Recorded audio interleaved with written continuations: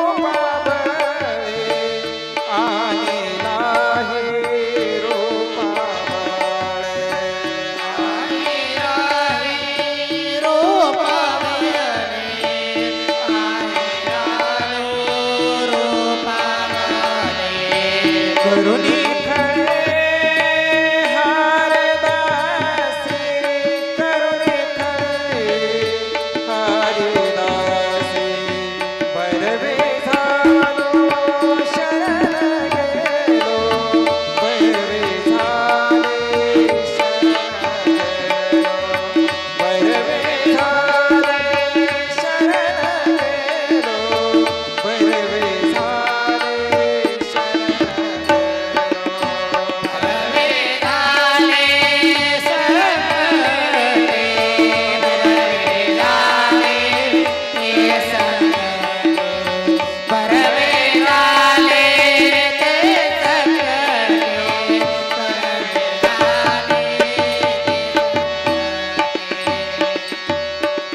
तुका म्हणे समागमे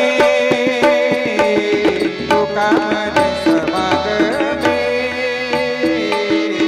तुका म्हणे समागमे तुका म्हणे समागमे तुका म्हणे समागमे तुका म्हणे समागमे तुका म्हणे समागमे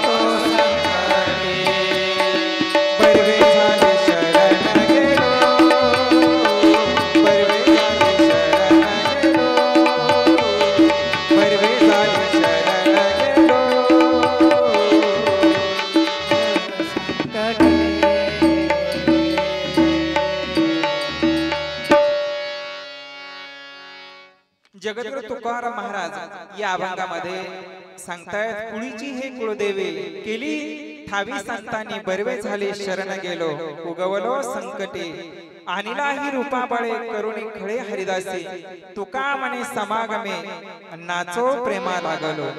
या अभंगामध्ये जगद्गुरु तुकाराम महाराज सांगतात जी कुळाची कुळदेवी होती ती आम्हाला कोणामुळे तिची ओळख पटली किंवा कोणी तिची ओळख करून दिली तर ती आम्हाला ओळख करून दिली ती संतांनी म्हणून बरे बरे झालो आम्ही त्या भगवती जगदंबेला शरण गेलो। ही भगवती जगदंबा ही रूपाला आली व अवताराला आली ती कशामुळे तर भक्तांच्या अट्टहासामुळे भक्ताच्या प्रार्थनेमुळे।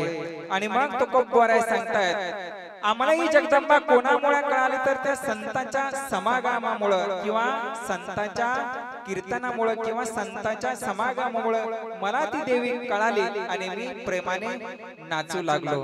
नाचणं ही एक भक्तीचा अंग आहे। जसं अष्टसात्विक भाव भक्ताला उत्पन्न होतात तसं नाचणं सुद्धा एक भक्ती आहे। आणि ही भक्ती कारण संत सांगतायत नाचू कीर्तनाच्या रंगी ज्ञान दीप लावू जगी किंवा संत मीराबाईचं उदाहरण आपल्या सर्वांना परिचित आहे। एक राजाची कन्या होती संत मीराबाई। आपण जर एखादी माता भगिनी जर आता भजनामध्ये जर नाचायला लागली तर शेजारी म्हणे तिला काय म्हणे एवढं वय झालं तरी सुद्धा ही नाचते। आपण या ठिकाणी लाज धरतो परंतु राजाची कन्या आहे राजकन्या संत मीराबाई। ज्या वेळेस संत मीराबाईच्या त्या राजवाड्यात यायचे तिचे वडील होते राणाजी त्या मीरेला म्हणायचे मीरा अगं तू एक राजाची कन्या आहेस आणि कुशाल संतासोबत नाचते तुला हे शोभत नाही। छोटी होती त्यांना वाटलं मीरा थोडी मोठी झाल्यानंतर सुधरेल परंतु मीराबाई काही सुधारण्याचं नाव घेत नव्हती. म्हणून कोणी संत आले तर मीराबाई त्यांच्या भजनामध्ये एवढ्या दंगून जायच्या, एवढ्या दंगून जायच्या, अभंगामध्ये वर्णन आहे. पग घुंगरू बांध मेरा नाची रे, पग घुंगरू बांध मेरा नाची रे, पग घुंगरू बांध मेरा नाची रे, पग घुंगरू बांध मेरा नाची रे. मैं तो अपनी नारायण की, मैं तो अपनी नारायण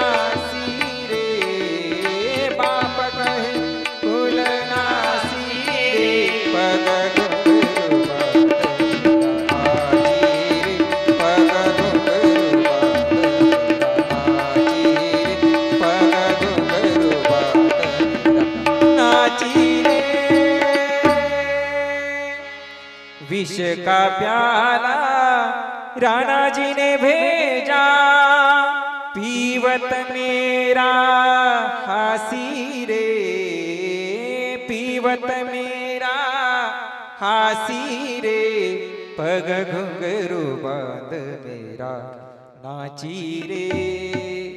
नाचूंगी नाचूंगी नाचूंगी नाचूंगी नाचूंगी, हरि गुण गावत नाचूंगी. सुंदर आहे, परंतु आपल्याला नियोजित वेळेमध्ये या अभंगाचा भावार्थ बघायचा आहे. भक्ताची अशी अवस्था कधी होती, ज्या वेळेस भक्त भगवंताच्या भक्तीमध्ये तल्लीन होतो त्यावेळेस तो विसरून जातो मी कोण आहे, गरीब आहे का श्रीमंत आहे, लहान आहे की मोठा आहे की तरुण आहे. ही अवस्था केव्हा आपल्याला प्राप्त होते, ज्या वेळेस आपल्यामध्ये अष्ट सात्विक भाव निर्माण होतात त्यावेळेस ही अवस्था आपल्याला प्राप्त होते. आणि अशीच अवस्था जगद्गुरु तुकोबरायांना प्राप्त झाली. जगद्गुरु तुकोबराय सांगतात, तुका म्हणे संत समागमे आणि नाचो प्रेम लागलो. या अभंगाचा आपल्याला भावार्थ थोडक्यामध्ये बघायचा आहे. आपल्याला पहिला प्रश्न असा निर्माण होईल, जगद्गुरु तुकोबराय हे तर पांडुरंगाचे अनन्य भक्त आहेत. अनन्य भक्त कशाला म्हणतात, अनन्य अनन्य आश्रय त्याग होई ती अनन्यता. ज्यांनी अन्य आश्रयाचा त्याग केला त्यांना अनन्यता म्हणतात. आणि असे तुकोबराय हे अनन्य भक्त आहेत. मग तुकोबराय अनन्य भक्त असताना देवीची हे देवीला का शरण जातात हे आपल्याला बघायचंय. तुकोबराय हे नामदेव महाराजांचे अवतार आहेत. जगद्गुरु तुका अवतार नामा याचा. आणि मग हे नामदेव महाराज तुकाराम महाराज एकच आहेत. मग नामदेव महाराज किंवा तुकाराम महाराज देवीला का शरण जातात हे आपल्याला बघायचं. एक वेळचा प्रसंग आहे, ज्या वेळेस दामोशेट्टी म्हणजे नामदेव महाराजांचे वडील काही कामानिमित्त बाहेर गावी गेले. बाहेर गावा गेल्यानंतर दामोशेट्टी हे दररोज भगवंताला नैवेद्य खाऊ घालायचे किंवा दाखवायचे. आपल्याकडे पद्धत आहे, आपण लेकराला काय म्हणतो, जा नैवेद्य दाखवून आण. आणि मग वडील गावाला गेले. आता नैवेद्य दाखवण्याची वेळ ही नामदेव महाराजांवर आली. आई गोणाईने सांगितलं, जा नामा देवाला नैवेद्य दाखवून किंवा देवाला नैवेद्य खाऊ घाल. आपण काय म्हणतो, देवाला नैवेद्य दाखवून आण, कारण आपल्याला माहिती देव काही खात नाही. आईने सांगितलं जा देवाला नैवेद्य खाऊ घाल. नामदेव महाराज छोटेसे 5-7 वर्षाचं वय आणि छोटेसे नामदेव महाराज हातामध्ये नैवेद्याचं ताट घेतलं आणि भगवंताच्या मूर्ती समोर गेले, पांडुरंगाच्या मूर्ती समोर गेले. पांडुरंगाला सांगितलं देवा माझे वडील बाहेर गावी गेले, आता हे नैवेद्य तू लवकर खाऊन घे, मला बाकीची कामं करायची. आईने सांगितलं देवाला नैवेद्य खाऊ घालून ये. देवा तू नैवेद्य खाऊन घे. आता दगडाचा देव कुठं नैवेद्य खात असतो का? परंतु नाही, अनन्य भक्ती नामदेव महाराजांची. नामदेव महाराजांना विश्वास होता, आईच्या शब्दावर विश्वास होता. माझ्या आईने सांगितलंय ना, ठीक आहे. मग नामदेव महाराजांनी हट्ट धरला, देवा जोपर्यंत तू नैवेद्य खात नाहीस ना तोपर्यंत तुझ्या पायरीवर माझे मस्तक आपटून आपटून माझा या ठिकाणी प्राण सोडून देईन. आता देवालाही संकट वाटलं, आता काय करावं. मग ती पाषाणाची मूर्ती जी होती, ती पाषाणाच्या मूर्तीतून भगवान पांडुरंग प्रगट झाले. नामदेवाला सांगितले नामा आण इकडे नैवेद्य. नामदेव महाराजांच्या हातचा नैवेद्य भगवंताने भक्षण केला. एका अभंगामध्ये त्याचं वर्णन आहे. पाषाणाचे टाळ पाषाणाचा देवा, पाषाणाचे टाळ पाषाणाचा देवा, पाषाणाचा टाळ पाषाणाचा देवा, पाषाणाचा टाळ पाषाणाचा देवा. घास घे विठ्ठला बोली नामदेवा, घास घे रे विठ्ठला बोले नामदेव. पाषाणाचे टाळ पाषाणाचा देव, पाषाणाचे टाळ पाषाणाचा देव, पाषाणाचा टाळ पाषाणाचा देव, पाषाणाचा टाळ पाषाणाचा देव. देवा तुझ्यासाठी दूध तूप लोणी, ऐक बालवानी रुसू नको देवा. पाषाणाचे टाळ पाषाणाचा देवा. भगवंतानी चतुर्भुज रूप धारण केलं. नामदेव महाराजांच्या हातचा जो नैवेद्य होता तो भक्षण केला. मला तुम्हाला विचारायचंय, देव खातो का? खातो, परंतु त्याला खाऊ घालण्यासाठी कोण पाहिजे? नामदेव महाराज पाहिजे. कौन कहते हैं भगवान खाते नहीं, कौन कहते हैं भगवान खाते नहीं, माँ यशोदा के जैसे खिलाते नहीं, माँ यशोदा के जैसे खिलाते नहीं. अच्युतम केशवम नारायण कृष्ण दामोदरम जानकी वल्लभम, कृष्ण दामोदरम जानकी वल्लभम. तो भगवान खातो. कोणाचं खाल्लं? विदुरा घरच्या बक्षुनी कन्या, विदुरा घरच्या भक्षुनी कन्या. परमानंदे झाला मनमोहन मुरलीवाला. किंवा विदुरजी उद्धवजी चलो विदुरा घर जावे, शबरी के बेर सुदाम जी के चावल, रुचि रुचि भोग लगावे. उद्धवजी चलो विदुरा घर जावे. भगवंत खातो. त्याने सुदामाचे काय खाल्ले? पोहे खाल्ले. आपल्याला माहिती, दृष्टांत खूप मोठा आहे, परंतु आपल्याला मुख्य विषयाकडे यायचे. तो भगवान खातो, परंतु त्याला खाऊ घालण्यासाठी आपली तेवढी भाव पाहिजे, तेवढी भक्ती पाहिजे. संत नामदेव महाराजांचा नैवेद्य भगवंतांनी खाल्ला. सबसे ऊंची प्रेम सगाय, दुर्योधन का मेवा त्याग्यो, साग विदुर घर खाई. सबसे ऊंची प्रेम सगाई सबसे ऊंची, प्रेम सगाई। एवढे अनन्य भक्त संत नामदेव महाराज आणि भगवंताचा दोघांमध्ये एक करार झाला। भगवंताने सांगितलं नामा तुझ्याशिवाय मला करमत नाही। नामदेवाने सांगितलं देवा तुझ्या शिवाय मला एक क्षण सुद्धा हजारो वर्षासारखा वाटतो। मग दोघांमध्ये करार झाला आपण एकमेकांना सोडून कुठंच जायचं नाही। आणि करार झाला आणि करार झाल्यानंतर दुसऱ्याच दिवशी माऊली पांडुरंगाकडे आली। ज्ञानेश्वर माऊलीने सांगितलं देवा मला तीर्थयात्रा करायला जायचंय। देवाने सांगितलं चांगली गोष्ट आहे जा, कारण तीर्थ माणसांनी करावं। जवळ सकळ सिद्ध आहे हात चालावया पाय, तो आपले सोयीत आहे तीर्थयात्रा जाया चुकू नको। जोपर्यंत आपले हात पाय चालतात तोपर्यंत आपण तीर्थयात्रा करावी। आणि एकदा म्हातारे झाल्यानंतर मग कसलं तीर्थ मग कसलं काय काहीच नाही। म्हणून देवाने सांगितलं ठीक आहे जा म्हणे, परंतु माझी एक अट आहे, मला माझ्यासोबत नामदेव महाराजांना घेऊन जायचंय। नामदेव महाराजांना घेऊन जायचं म्हटल्यानंतर देवाने सांगितलं जा घेऊन, ठीक आहे। संत माऊली ज्ञानेश्वर माऊली नामदेवाकडे गेली। नामदेवाने सांगितलं नामा आपल्याला जायचंय तीर्थयात्रा करण्यासाठी जायचंय। नामदेवाने सांगितलं नाही मी येणार नाही, कारण भगवंताचा आणि माझं नेमकंच करार झालाय, आम्ही एकमेकांसोडून कुठेही जायचं नाही। मी देवाची परवानगी काढतो। ठीक आहे म्हणे तसं असेल तर काय हरकत नाही। दोघं भगवंताकडे गेले, भगवंताची परवानगी काढली।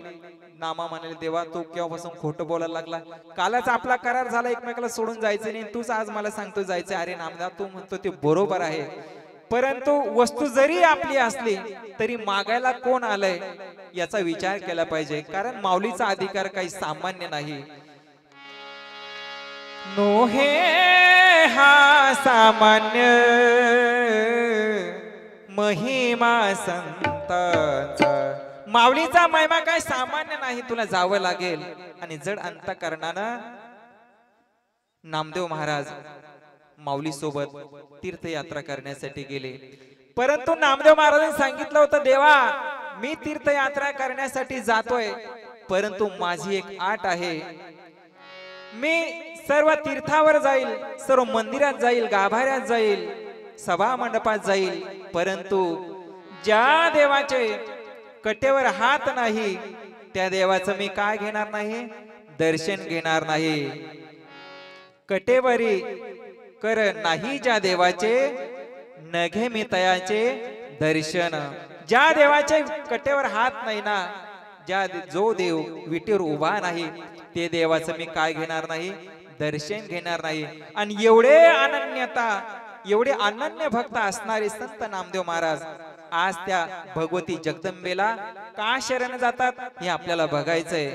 कारण संत सांगतात हा भगवंत आणि ती जगदंबा ही दुसरी नाही। रूप जरी वेगळी असेल देव नटला नाना परी, परंतु तो देव आणि भगवती जगदंबा ही वेगळी नाही। तिन्ही लिंगामध्ये संतांनी भगवंताचं वर्णन केलेलं आहे, ते आपण बघू। अभंगामध्ये म्हटले ना सुंदर ते ध्यान उभे विटेवरी, करकटेवरी ठेवून या अभंगामध्ये ते म्हटले, ते म्हणजे काय आहे, हे नपुसक लिंग आहे। तो हा विठ्ठल बरावा, तो हा माधव बरावा, हे याच्यामध्ये कोणतं लिंग आहे, पुल्लिंग आहे। आणि स्त्रीलिंगामध्ये सुद्धा वर्णन केलंय, ये ग विठाबाई, ये ग विठाबाई,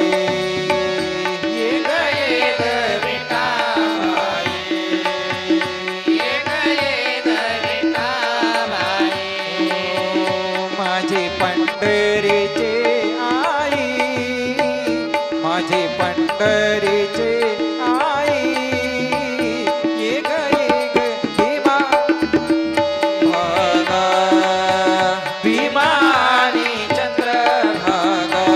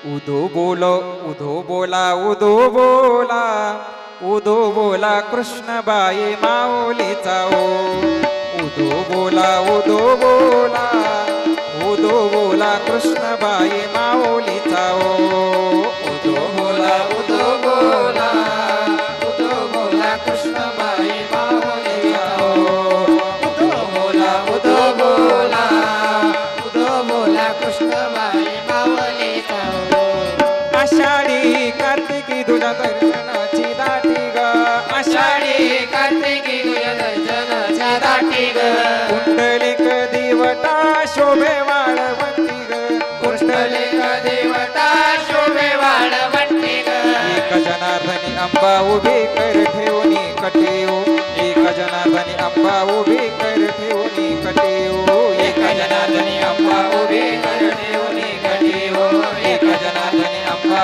उभी कर ठेवणी कटेओ उधो बोला उधो बोला उधो बोला उधो बोला उधो बोला कृष्णबाई माऊलीचा ओ उधो बोला उधो बोला उधो बोला कृष्णबाई माऊलीचा ओ उधो बोला उधो बोला उधो बोला कृष्णबाई माऊलीचा ओ उधो बोला उधो बोला उधो बोला कृष्णबाई माऊलीचा जगदंबेचा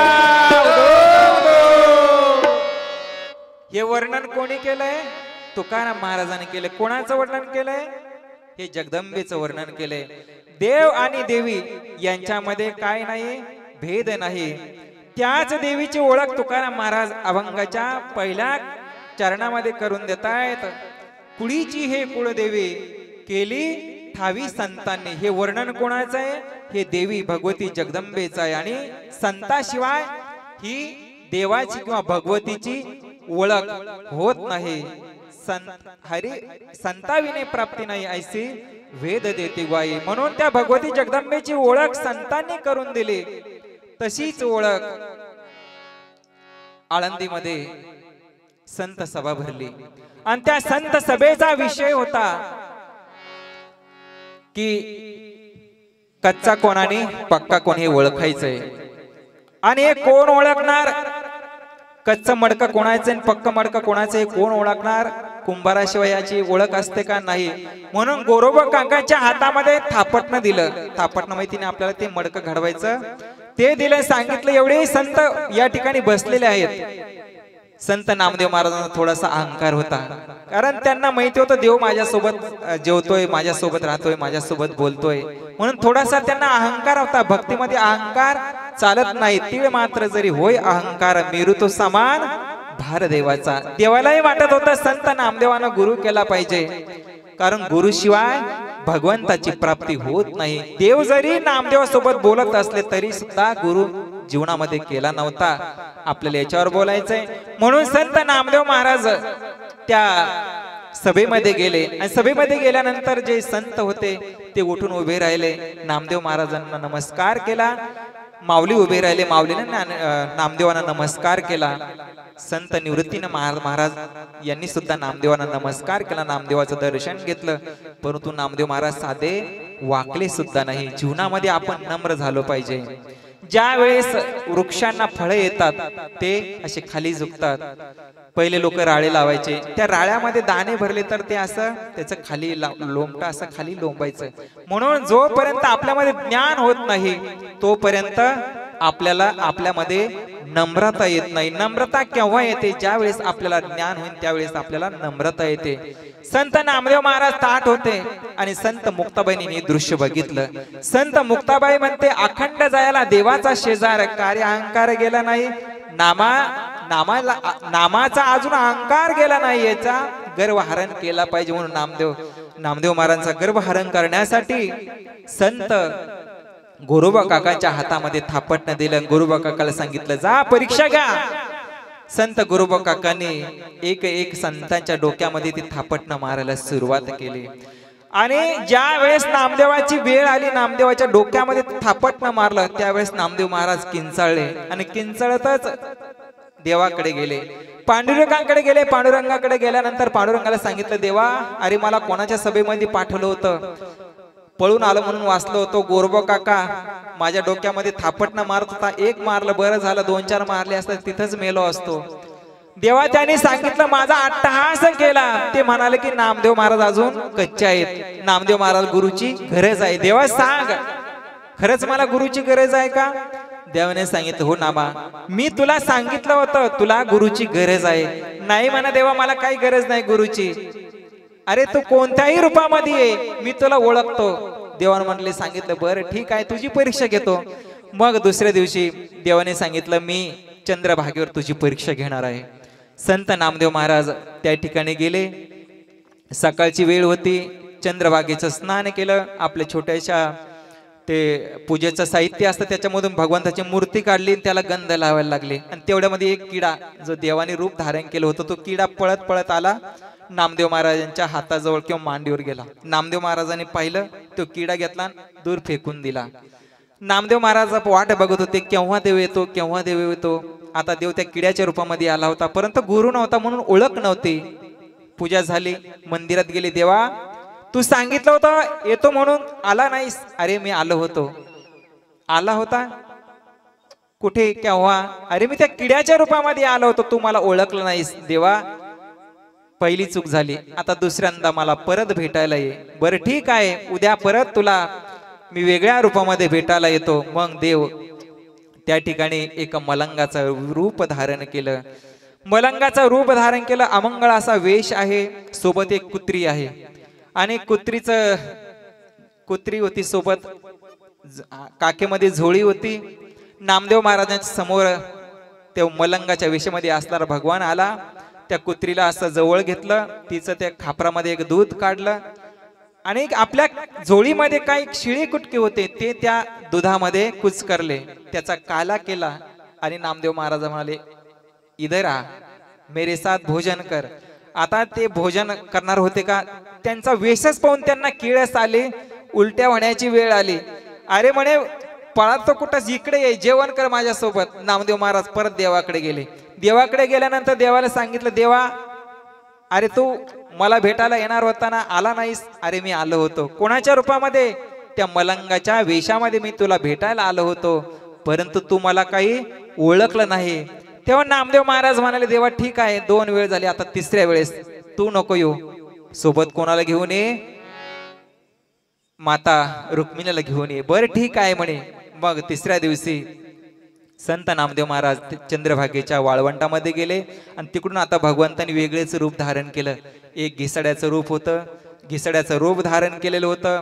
त्यांचं त्या दमनी असते, ते काय म्हणतात, ते गाडी, तिला ते घोडे वगैरे झोपलेले, सोबत 5-6 कुत्रे, काही कोंबड्या मांजरे काही असतात ना, ते त्यांच्या ते डालक्यामध्ये कोंबड्या वगैरे असं होतं. एवढं असं ते भिकारणीचं रूप, त्या घिसडणीचं रूप माता रुक्मिणीने घेतलं. एवढे मोठे केस झालेले, त्याच्यामध्ये वाज झालेला, खरं खरं खाजवती असा अमंगळ वेश माता रुक्मिणीने घेतला, दोघांनी घेतला. आणि तिथे ती येऊन उभे राहिले. त्यांनी पण नामदेव महाराजांनी पाहिले, सकाळी सकाळी कोणाचं तोंड पाहिलं म्हणे, 3 दिवसाहून अशीच तोंड मला पाहायला मिळून राहिले म्हणे, काय करावं आता. मग तो घिसाडी होता, त्या घिसाडीला म्हणतो, ए इधर आ, चल खाना पका, अपने लिए भूक लगी है, खाना पका. आता तिने 3-4 असे ते दगड होते जमा केले, त्याच्यामध्ये काडक्या वगैरे काय घातल्या, जाळ लावला, ते पातील वगैरे काढलं, त्याच्यामध्ये चंद्रभागेचं पाणी ओतलं, ते पेटवलं. पेटवलं त्याच्यात काय टाकायचंय, काय शिजवायचंय. अगं म्हणे, इधर उधर क्या देखती है, वो अपने 5-6 मुर्गे है, ओ उसमें डाल. 5-6 कोंबडे त्याच्यामध्ये टाकले, ते भगुन काही भरलं नाही. ती म्हणे, आता काय करायचं, भगुन भरलं नाही. अरे वो 4 कुत्ते है ना, ओ कुत्ते काट उसमें डाल. आता 4 कुत्रे होते, ते तिनं त्यास धरले, मुरगाळे त्याच्यामध्ये टाकले. ती देवीच होती. आता तरी सुद्धा पातीला भरलं नाही. आता काय करायचंय. अरे म्हणे, उधर उधर क्या दिखती है, वो बच्चा तेरे को दिखता नहीं क्या, जा उसको पकड़, उसको काट, उसमें डाल. कोण हो? नामदेव महाराज. नामदेव महाराज पहिला, आता काही खरं नाही. नामदेव महाराज पुढे पळायला लागले, ते घिसडीन रुक्मिणी माता मागं पळायला लागली. नामदेव महाराज पुढे पळायला, पार धोतर गुतलं, फाटलं, तरी पण कसं तरी जीव सावरत सावरत पांडुरंगाकडे गेले. पांडुरंगाला सांगितलं, देवा अरे काय मला परीक्षा घ्यायला पाठवतोस का, मारायला पाठवतोस म्हणे. पळालो म्हणून वाचलो, नाही तर तिकडच मेलो असतो, रामनाम तिकडच सत्य झाला असता. तू येणार होता म्हणे, तू आला नाही, परंतु मलाच मारण्यासाठी तिकडे पाठवलं. अरे म्हणे नामा, तुला मी 3 वेळेस सांगितलं गुरु करण्याची तुला गरज आहे. ती घिसडीन नव्हती, तो घिसडी नव्हता, ती घिसडीन रुक्मिणी होती आणि तो घिसडी मीच होतो. ते 4 कुत्रे होते, ते 4 वेद होते, 6 कोंबडे होते, ते 6 शास्त्र होते. अरे तेच त्या पातेल्यामध्ये टाकले होते. तुला म्हणून सांगतोय तुला गुरु करण्याची गरज आहे. आणि मग नामदेव महाराजांचे डोळे उघडले. खरंच देवा मला गुरु करण्याची गरज आहे. मग सांग देवा कुठे जाऊ.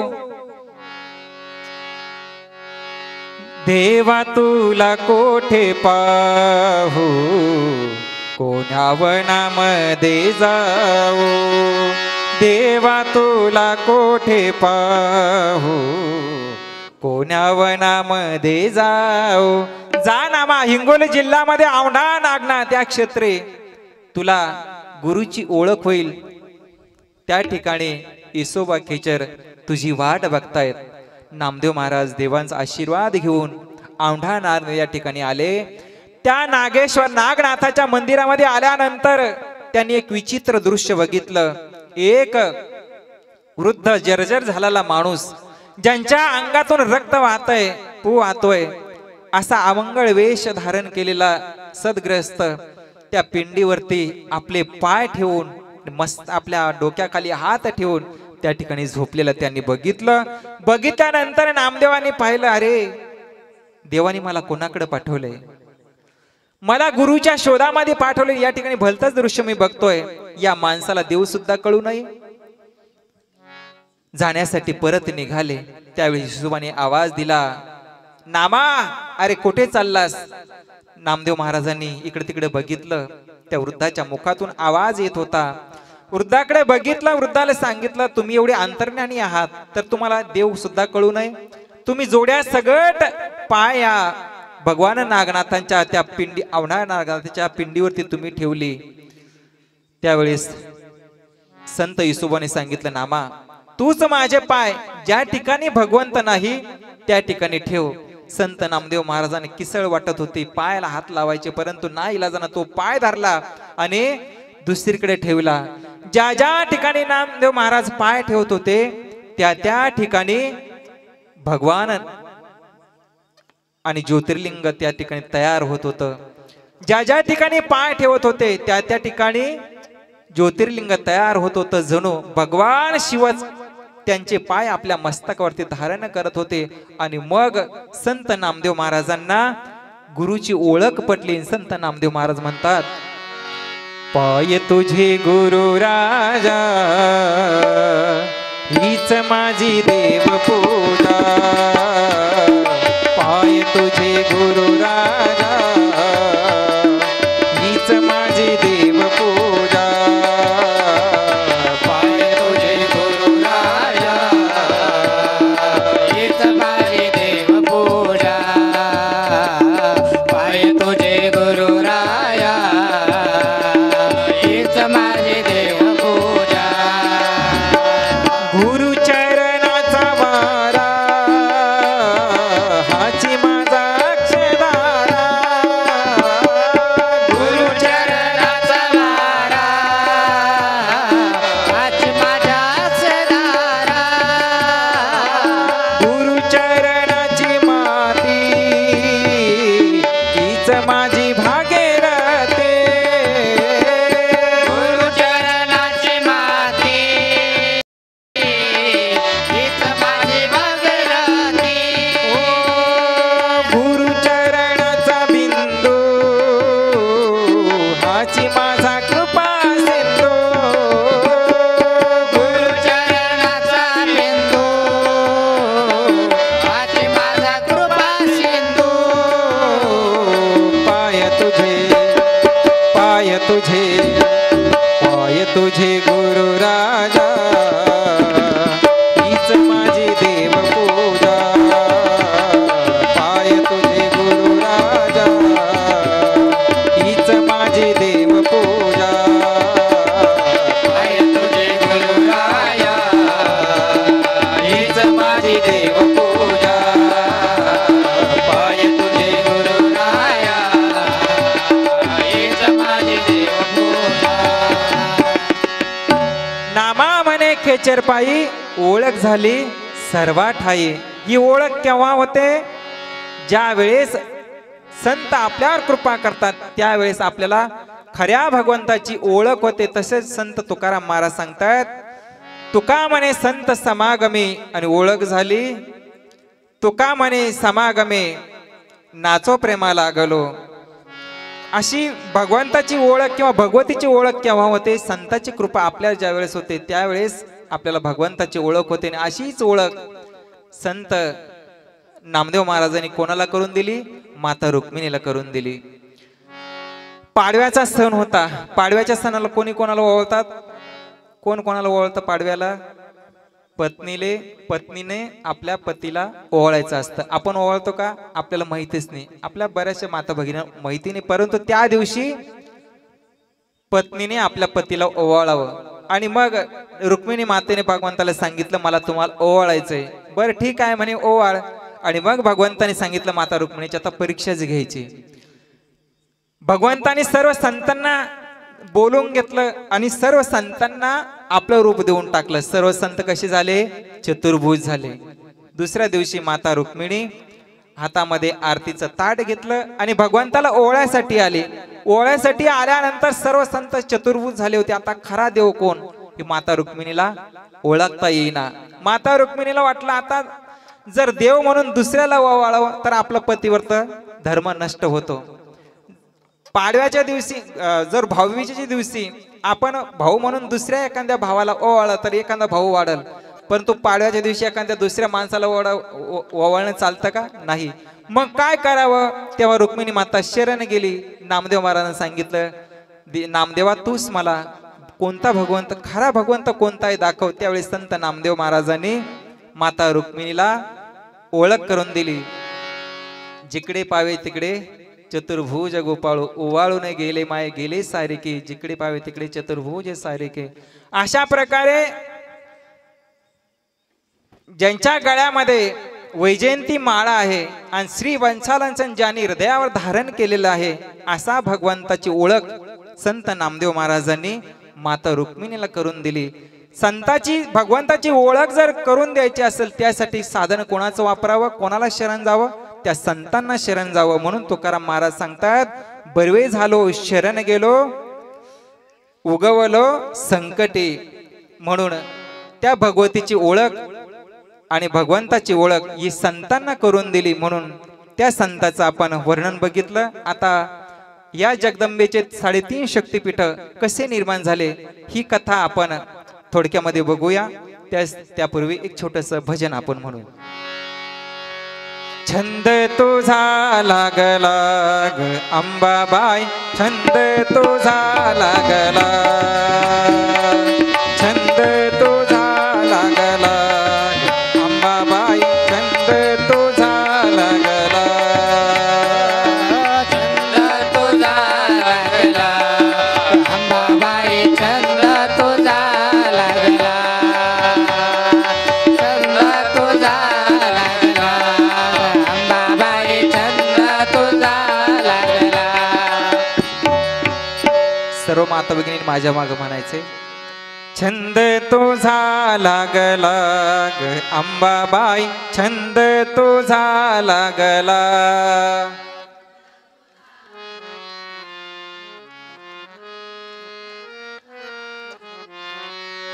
सावर सावर अंबाबाई पैठणीचा घोळ ग,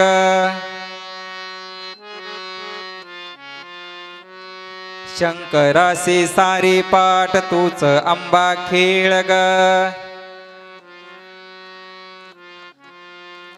ये जिंकोने शंकराला ग अंबाबाई, छंद तुझा लागला, छंद तुझा लागला ग अंबाबाई, छंद तुझा लागला.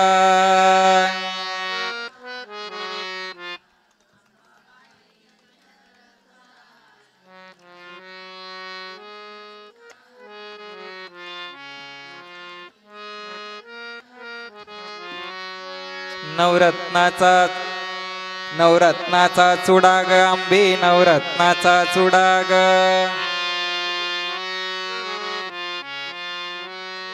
कशाने तडकला ग रात्री बाई पालखीचा भार पडला छंद तुझा लागला ग अंबाबाई छंद तुझा लागला तुझा लागला ग अंबाबाई छंद तुझा लागला छंद तुझा लागला ग अंबाबाई छंद तुझा लागला. त्या भगवती जगदंबेचे 3.5 शक्तिपीठ कसे तयार झाले ही आपण कथा बघणार आहोत. एक वेळेचा प्रसंग आहे. दक्षाला 16 कन्या होता आणि त्या 16 कन्यापैकी एक कन्या जी होती ती भगवान शंकराला दिली होती. तिचं नाव सती. सती भगवान शंकराला दिली आणि दक्षाला प्रजापती पद हे प्राप्त झालं. माणसाच्या जीवनामध्ये जर पद प्राप्त झालं तर माणसाला मद चढत असतो. तो त्याचा दोष नाही, त्या खुर्चीचा दोष आहे. भगवान शंकराला सती दिली होती. एक वेळेस या दक्षानं पद मिळाला म्हणून कुठंतरी उत्सव सादर करावा म्हणून एका सभेचं आयोजन ठेवलं आणि त्या सभेला सर्व देवता आले. भगवान शंकरही आले, भगवान विष्णू आले आणि भगवान ब्रह्मदेव आले. तिन्ही देव आले, तिन्ही देव बसले. आता दक्ष मागून आला. दक्ष आल्यानंतर सर्व देवता उठून उभे राहिले परंतु भगवान शंकर विष्णू आणि ब्रह्मदेव 3 जण उठून उभे राहिले नाही. दक्षानं पाहिलं कोण कोण उठून उभं राहिलं याच्याकडे लक्ष नव्हतं परंतु कोण खाली बसलेले याच्याकडे लक्ष होतं. दक्षाने बघितलं भगवान विष्णू, भगवान ब्रह्मदेव आणि भगवान शंकर खाली बसलेले आहेत. त्यांनी विचार केला भगवान विष्णू हे माझे कोण आहेत? आजोबा आहेत. भगवान ब्रह्मदेव हे माझे पिताजी आहेत आणि हा भगवान शंकर हा कोण आहे? माझा जवाई आहे. जवाई मुलाप्रमाणे असतो आणि सासऱ्याचा आदरातिथ्य करणे जवाईचं कर्तव्य असतं. म्हणून शंकर स्वतःला काय समजतो? अशा या सभ्य माणसाच्या सभेमध्ये एक असभ्य वर्तन करणारा माणूस या ठिकाणी बसलाय म्हणून भगवान शंकराची निंदा करायला सुरुवात केली. अनेक प्रकारचे निंदनीय शब्द वापरले. मरकट लोचन माकडासारख्या डोळ्याचा सुद्धा एवढे सुद्धा शब्द वापरले आणि हे शब्द ऐकत असताना, निंदा करत असताना नंदीने पाहिलं माझे स्वामी आहेत शंकर आणि स्वामी माझ्या शौकासमोर जर स्वामीची निंदा कोणी करत असेल तर तो शौकाचा अपमान असतो. म्हणून नंदी महाराज बोलू लागले, ए दक्ष, अरे भगवान शंकर हे ज्या ज्या वेळेस त्यांना वेळ मिळतो त्या वेळेस काय करतात? भजन करी महादेव श्रीराम जय राम. भजन करे महादेव श्रीराम जय राम. भजन करी महादेव श्रीराम जय राम. भजन करी महादेव श्रीराम जय राम. भजन करी महादेव. राम पूजे सदाशिव, राम पूजे सदाशिव. भजन करी महादेव श्रीराम जय राम. भजन करी महादेव श्रीराम जय राम. भजन करी महादेव श्रीराम जय राम. भजन करी महादेव. भगवान शंकर रामनामाचं स्मरण करत असतात. त्यांचं काही लक्ष नाही. म्हणून नंदी महाराजांनी श्राप दिला, दक्षा, ज्या मुखानं भगवान शंकराची निंदा तू केलीस ते तुझं मुख हे बोकडाचं होऊन जाईल. आणि दक्षाने सुद्धा नंदीला श्राप दिला, हे नंदी, तुला मी श्राप देतो, भगवान शंकराचे जे गण आहे ते कसे होईल? पाखंडी होईल. अशा प्रकारे शापाशापे चालू असताना भगवान शंकर त्या ठिकाणी निघून गेले. कैलास पर्वतावरती गेले. कैलास पर्वतावरती आपल्यासारखं जर कोणी असतं, जर सासरा आपल्याला बोलला असता तर आपण जाऊन राग कोणावर काढला असता? बायकोवर काढला असता. तुम्हाला चांगला अनुभव आहे. परंतु ते भगवान शंकर होते. शंकर एकही शब्द बोलले नाही आणि आपल्या समाधीमध्ये भगवान शंकर हे समाधीस्थ झाले. समाधीस्थ अनेक वर्ष समाधीस्थ झाल्यानंतर या दक्षाच्या मनामध्ये भगवान शंकराविषयी दोष होता. हा आपल्या अपमानाच्या त्या अग्नीमध्ये जळत होता.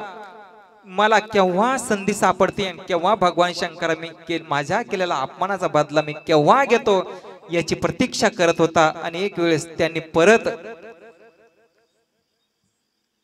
परत एक सभा त्या ठिकाणी वाजपेयी नावाचा यज्ञ करण्याचं ठरवलं.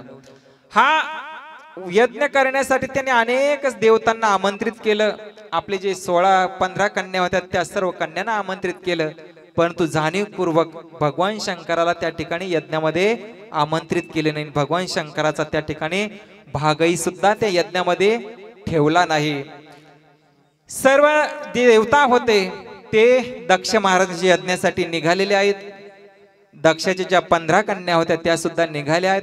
परंतु जात असताना कुठून जायच्या, विमान कुठून जायचे, कैलास पर्वतावरून. त्यांना माहित होतं दक्षाचं आणि भगवान शंकराचं भांडण आहे.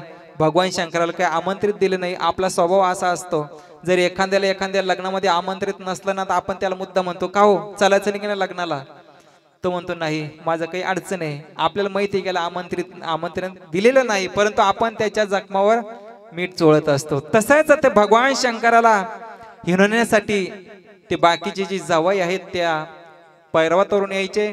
माता सतीनं पाहिलं, कुठे चालला, त्यांनी सांगितलं तुला नाही यायचं का. त्या बाकीच्या बहिणीला विचारलं, आपल्या पित्याकडे यज्ञ आहे आणि त्या यज्ञासाठी आम्ही चाललो, तुला नाही यायचं का. त्यांना माहित होते आमंत्रित केलेलं नाही, परंतु जाणीवपूर्वक म्हणायच्या. तेव्हा भगवती सती म्हणाले नाही आम्ही नंतर येतो, तुम्ही पुढे जा. आता भगवान शंकराला समाधीतून उठवलं आणि सांगितलं, स्वामी तिने शब्द काय वापरले, तुमच्या सासऱ्याकडे काय आहे, माझ्या वडिलाकडे नाही म्हटली, तुमच्या सासऱ्याकडे यज्ञ आहे आणि त्या यज्ञासाठी आपल्याला जायचंय. तेव्हा भगवान शंकरने सांगितलं, नाही सती, तुझ्या वडिलांना तो जो यज्ञ होता तो माझ्या अपमानाकरता जाणीवपूर्वक ते ठेवलेला आहे. भगवान शंकराने सतीला सांगितले नाही की मागच्या वेळेस माझा अपमान झाला होता तेव्हा आता सांगितलं, सती माझ्याकडून चुकून तुझ्या वडिलाचा अनादर झाला आणि त्या अनादराचा बदला म्हणून तुझ्या वडिलाने माझा अपमान त्या ठिकाणी व्यक्त करण्यासाठी तो यज्ञ ठेवलाय. आपल्याला त्या ठिकाणी बोलवलं नाही, आपल्याला नाही जायचंय. सतीला वाटलं सासऱ्या आणि जावई यांच्यामध्ये भांडण हे चांगलं नसतं, समाजासाठी ते चांगलं नाही, समाजामध्ये चांगलं वाटत नाही. म्हणून सतीनं वाटलं की कुठंतरी आपल्या पतीला त्या यज्ञाला न्यावं. कधी कधी मुलीची अशी अवस्था होत असते, इकडे सासर असतं आणि इकडं माहेर असतं, इकडं सासरा असतो आणि इकडं पती असतो. एक जावई सासरा निघाले, सासरवाडीला आला की जावई, आणि ते जावई सासरवाडीला आल्यानंतर मामा आणि सासरे दोघ जण, ती मुलगी तिचं नाव होतं वसू, असे शेताने चक्कर मारत होते. आता शेजारच्याच शेत होतं, चांगली ज्वारी आलेली होती, चांगले कंस असे दाट भरलेले होते. तो जावई म्हणतो, मामा काय भारी शेत आहे, काय भारी ज्वारी आली, मी सांगतो या शेतकऱ्याला 20 पोते होईल. मामा म्हणतो, नाही जावई तुमचा अनुभव हा कसा आहे म्हणे, अजून तुम्हाला काही एवढा अनुभव नाही, याला 15च पोते होईल. तो जावई म्हणतो, नाही म्हणे मामा, आजकाल टेक्नॉलॉजी वाढली म्हणे, शेतीमध्ये लोक चांगले टेक्नॉलॉजी वापरायला लागले, चांगली शेती यायला लागली, 20 पोते होईल म्हणे. हा 15 म्हणतो, हा 20 म्हणतो, हा 15 हा 20. दोघांचं भांडण एवढं विकोपाला गेलं. त्या सासऱ्या त्या जावयानं सासरा उचलला, म्हातारा सासरा होता, जसा उचलला तसा खाली पाडला. खाली पाडल्यानंतर त्याच्या छातीवर बसला, त्याचे ढोपर घासायला लागले. ती बायको ती मुलगी म्हणते, अहो बाबा जाऊ द्या, तुम्हाला काय करायचंय, 15 तर 15. तो म्हणतो नाही म्हणे, तिचं नाव काय होतं वसू. तो म्हणतो, बेटा वसू. ती म्हणते, बाबा तुमचे ढोपर घासले, ढोपर घासू किंवा पासळे घासू, परंतु 5 पोत्याची कळ कशी सोसू. जावई ज्वारी कोणाची होती, माळ्याची मक्का कोल्याची भांडणं, ज्वारी दुसऱ्याची होती, काय गरज होती, परंतु नाही. कधी कधी मुलीची अशी अवस्था होत असते, इकडे सासरा असतो आणि इकडे पती असतो. म्हणून सतीला वाटलं माझ्या पती आणि वडिलांमध्ये वाद नको, समाजामध्ये वेगळं दिसायला नको. म्हणून स्वामींना विनंती केली, भगवान शंकराला विनंती केली, आपल्याला सुद्धा जायचंय. भगवान शंकराने सांगितले, नाही सती तुला जायचं तर तू जा, मी नाही येणार. आणि सतीच्या सोबत काही ठराविक गण भगवान शंकर दिले, नंदी महाराजांना सोबत दिलं. नंदीवरती स्वार होऊन सती माता यज्ञामध्ये गेली. यज्ञामध्ये गेल्यानंतर सतीला कोणी विचारलं नाही, परंतु जी आई होती आईने सतीला विचारलं. सती यज्ञामध्ये गेली. आपल्याला कथाभाग माहिती आहे. यज्ञामध्ये गेल्यानंतर त्या ठिकाणी सतीला त्या यज्ञामध्ये आपल्या पतीचा भाग म्हणजे भगवान शंकराचा भाग त्या ठिकाणी दिसला नाही. सती आपल्या वडिलावर चिडली. बाबा अहो तू जाणीवपूर्वक तुम्ही माझ्या पती भगवान शंकराचा अपमान त्या ठिकाणी केलाय. तुम्ही तुमच्यापासून हे उत्पन्न झालेले शरीर मी या ठिकाणी ठेवणार नाही. म्हणून भगवती सतीनं जे आपलं शरीर होतं ते शरीर त्या यज्ञामध्ये त्या शरीराची आहुती दिली. सतीचं शरीर धाड धाड पेटायला लागलं. नंदीला राग आला. नंदीने दक्षाचं मुंडकं घेतलं, ते मुरगाळलं. त्याच यज्ञामध्ये त्या मुंडक्याची मस्तकाची आहुती दिली. दक्षाचं धड शरीर धडाच्या वेगळं झालं, तडफडू लागला. आणि मग नंदी महाराजानं त्या गणाने पूर्ण यज्ञाचा विध्वंस केला. ज्या वेळेस भगवान शंकराला ही बातमी कळाली की सतीनं आपल्या शरीराची आहुती त्या यज्ञामध्ये दिली. भगवान शंकराने आपल्या जटातून वीरभद्र नावाचा गण त्या ठिकाणी उत्पन्न केला. वीरभद्राने त्या यज्ञाचा विध्वंस केला. भगवान शंकर त्या ठिकाणी प्रगट झाले. त्या यज्ञाचा विध्वंस केला. दक्षाच्या मस्तक धडाच्या वेगळं केलं. आणि मग जी दक्षाची पत्नी होती भगवान शंकराची स्तुती करू लागली. शंकरा शंकरा पार्वती महेश्वरा चंद्रमौळी शंकरा चंद्रशेखरा. शंकरा शंकरा पार्वती महेश्वरा चंद्रमौळी शंकरा चंद्रशेखरा. शंकरा शंकरा पार्वती महेश्वरा चंद्रमौळी शंकरा चंद्रशेखरा. चंद्रमौळी शंकरा चंद्रशेखरा. बिल्वभूषणा प्राशना बिल्वभूषणा विषप्राशना बिल्वभूषणा विषप्राशना. ध्यान योगी महायोगी शिव शंकरा. ध्यान योगी महायोगी शिव शंकरा. शंकरा शंकरा पार्वती महेश्वरा. शंकरा शंकरा पार्वती महेश्वरा चंद्रमौळी शंकरा चंद्रशेखरा. चंद्रमौळी शंकरा चंद्रशेखरा.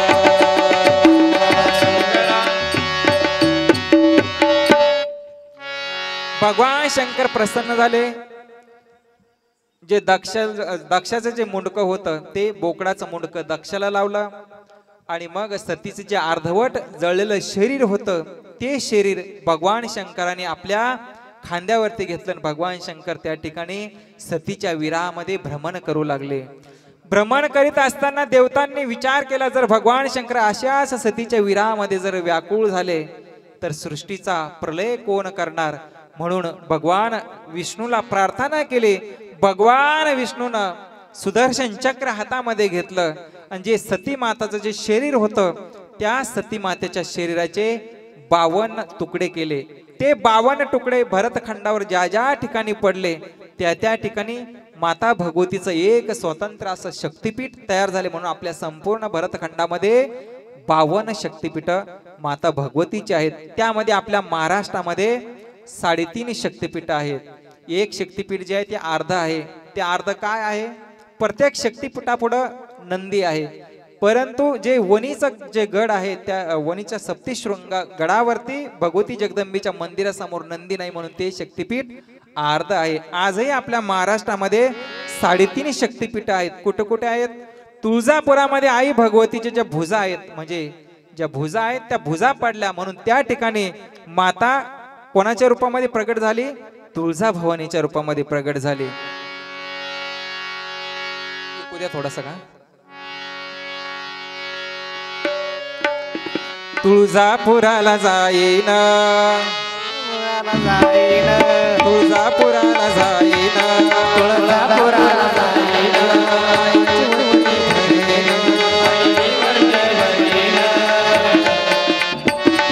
आईची वडवड भरील परत भरील, आईची वडवड भरील परत भरील, पिठाचा जोगवा, पिठाचा जोगवा, चला बाया दरबारी, चला बाया दरबारी,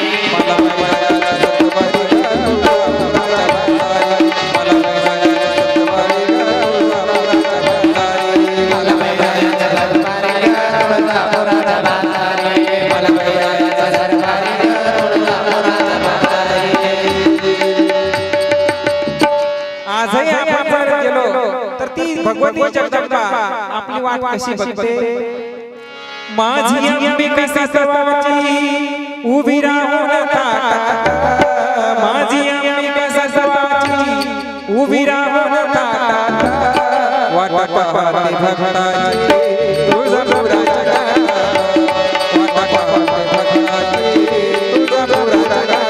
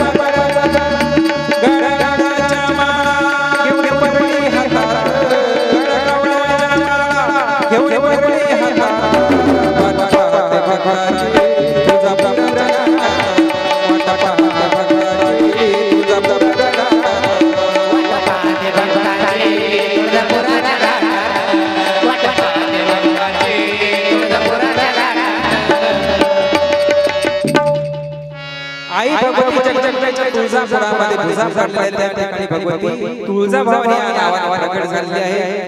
कोल्हापुरामध्ये आई भगवतीचे चरण आहेत, पाय आहे, त्या ठिकाणी चरणांची पूजा होती म्हणून कोल्हापुरामध्ये आई भगवतीचे पाय पडलेले आहेत। त्या ठिकाणी माता महालक्ष्मी या रूपाने प्रगट झालेली आहे। माहूर गडावर आई भगवतीचे जे मस्तक आहे ते मस्तक पडलेले आहे म्हणून त्या ठिकाणी आई भगवती रेणुका या रूपामध्ये प्रगट झाली आहे।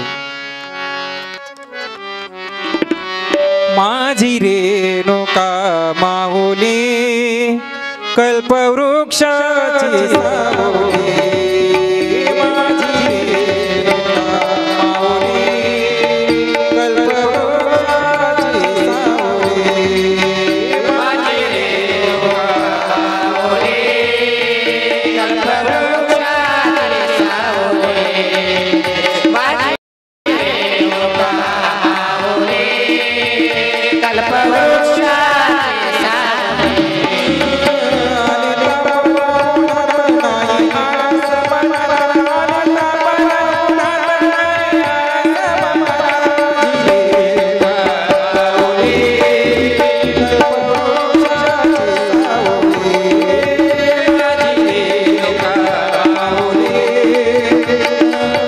कल्पवृक्षाची सावली माझी रेणुका माऊली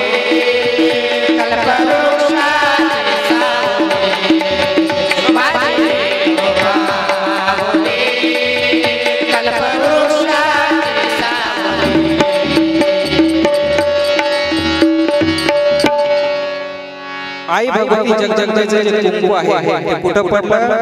वणीच्या गडावर। वणीच्या गडावर आजही आपण जर गेलो तर रोज वेगवेगळ्या पद्धतीने किंवा वेगवेगळ्या कुंकू आई भगवतीला लावल्या जातात त्या ठिकाणी भगवती सप्तशृंगी या नावाने प्रसिद्ध आहे। अशा प्रकारे आपल्या महाराष्ट्रामध्ये 3.5 शक्तिपीठ आई भगवतीचे निर्माण झालेले आहे। आजही आपण भक्तिभावाच्या जनतेला शरण गेलो तर ती भगवती जगदंबाला आपल्याला दर्शन देत असते। हे 9 दिवस या भगवतीच्या उपासनेचे आहे। हा घट हा घट म्हणजे आपलं शरीर आहे आणि याच घटावरती माळ आपण घालतो। मग हे शरीर काय घट आपण माळ घालायला पाहिजे की गळ्यामध्ये? मग कोण कोण घालणार आहे ते नका झाला आपला 1.5 तास झालेला आहे। भजनामध्ये केव्हा वेळ जातो काही कळत नाही। म्हणून भगवतीच्या जगदंबेचं जसं माझ्या मतीप्रमाणे शक्य होईल तसं वर्णन आपण भगवती जगदंबेचे या ठिकाणी केलेलं आहे। जगदूत तुकोबरायचा आपण ह्या सेवेसाठी केलेला आहे। थोडी शिवाय आपण केली या ठिकाणी आपण थांबूया। काही भाई मंडळीचं म्हणणं होतं की एक जोगवा आपण भगवती जगदंबेच्या दरबारामध्ये एक जोगवा म्हणून आणि सेवा समाप्त करतो।